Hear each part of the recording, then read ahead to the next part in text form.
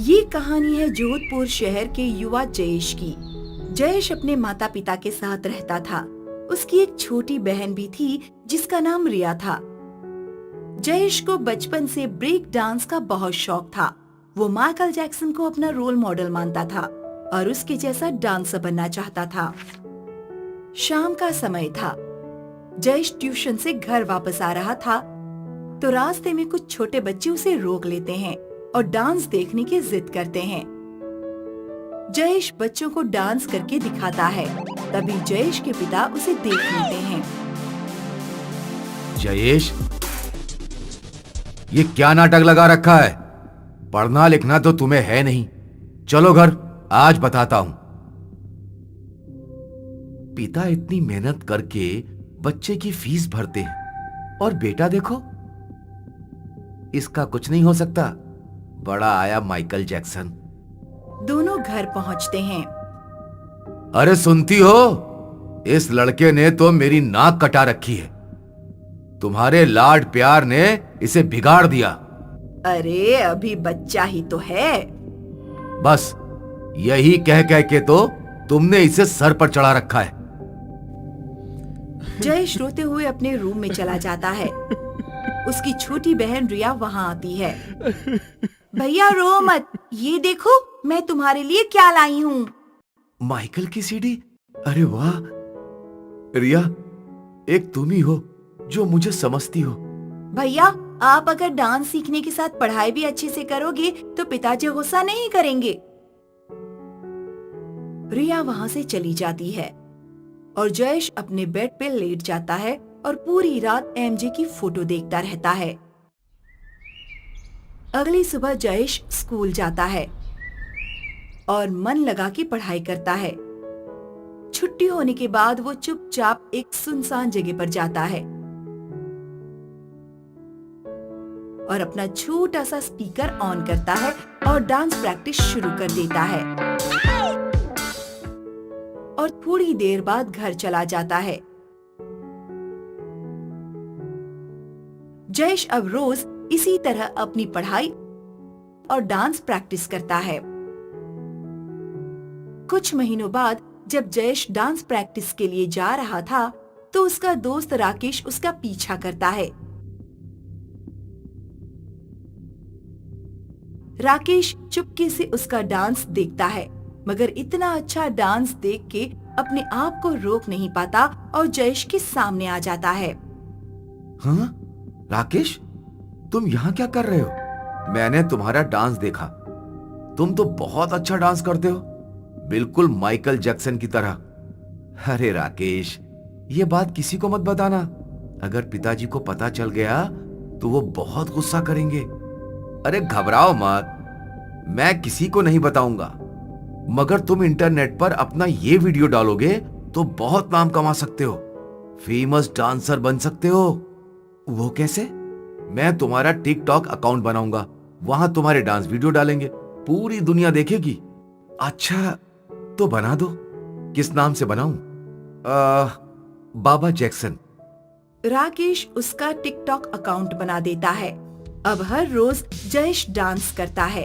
राकेश उसके मोबाइल पे video record करता है और टिकटॉक पे अपलोड कर देता है और धीरे धीरे करके वीडियोस को लाइक भी मिलने लगते हैं।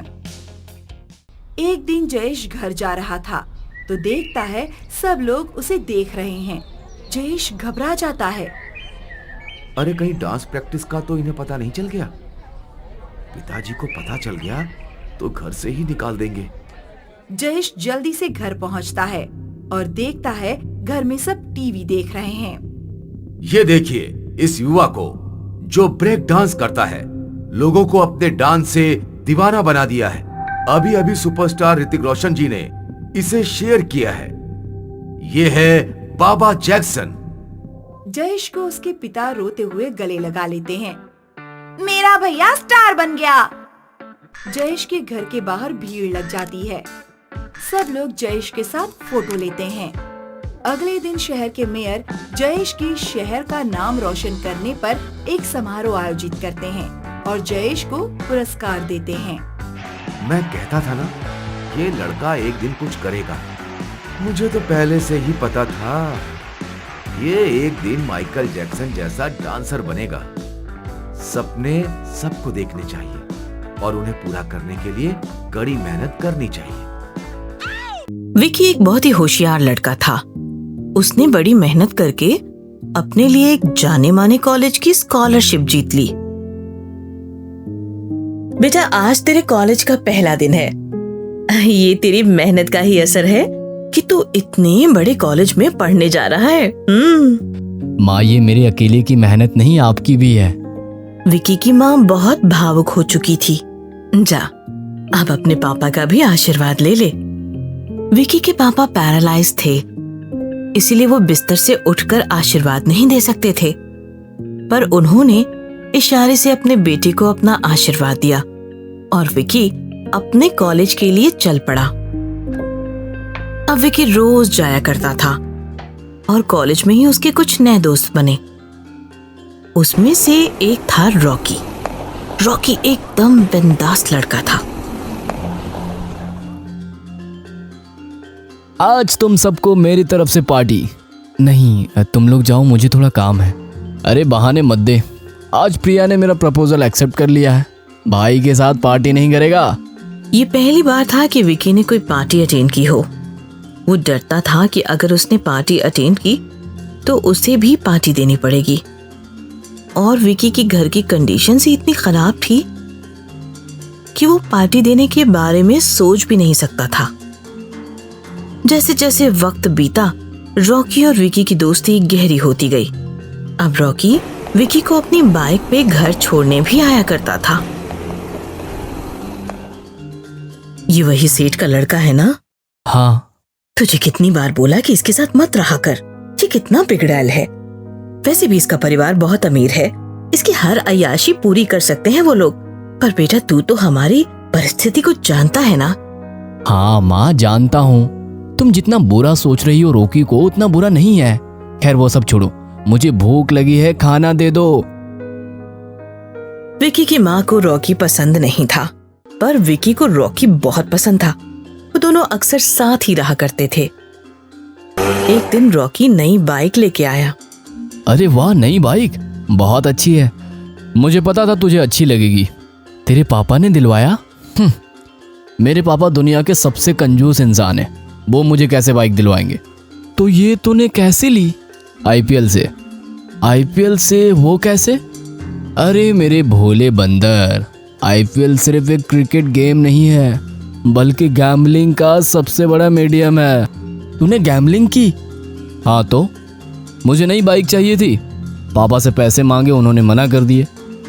फिर क्या, फीस के 10,000 मांगे, उन्होंने तुरंत दे दिए। उन फीस के पैसे से मैंने बैटिंग की और देख ये नई बाइक खरीद ली। और फीस? अरे वो भी भर दी। क्या मैं भी बैटिंग करूं? तेरी मर्जी, पर तू पैसा लाएगा कहां से?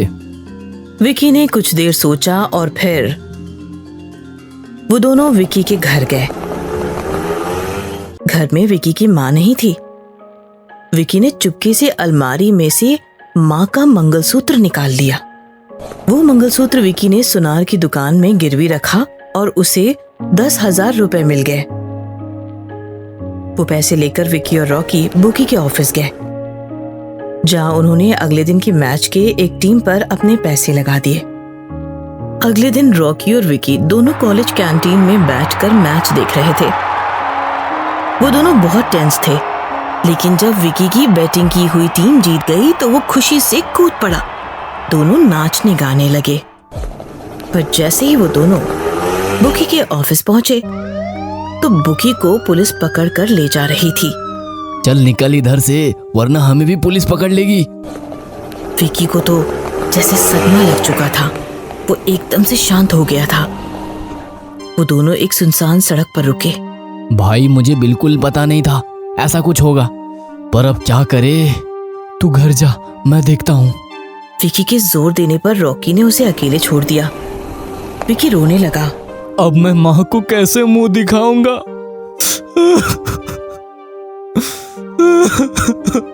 विकी ने ठान लिया कि वो सुसाइड कर लेगा और इसीलिए वो पहाड़ी की ओर चल पड़ा। रॉकी ने भांप लिया था कि विकी कोई गलत कदम उठा सकता है, इसीलिए वो उसके घर जाकर उसकी माँ को साथ ले आया। इससे पहले कि विकी कूदता, माँ ने उसे रोक लिया। माँ ने विकी को एक जोर का तमाचा मारा। तू ही मेरी असली जायदाद है, खबरदार जो कभी ऐसा करने की सोचा। विकी अपनी माँ को पकड़कर रोने लगा। मैं कभी बेटिंग नहीं करूंगा और तुम्हारा मंगलसूत्र भी चुरा लाऊंगा। इस दिन के बाद से विकी ने पार्ट टाइम जॉब करनी शुरू कर दी और वो मंगलसूत्र छुड़ाने की पूरी कोशिश करने लगा। लेकिन एक चीज विकी को अच्छे से समझ आ गई कि गैम्बलिंग या सट्टेबाजी अमीर बनने का शॉर्टकट नहीं है।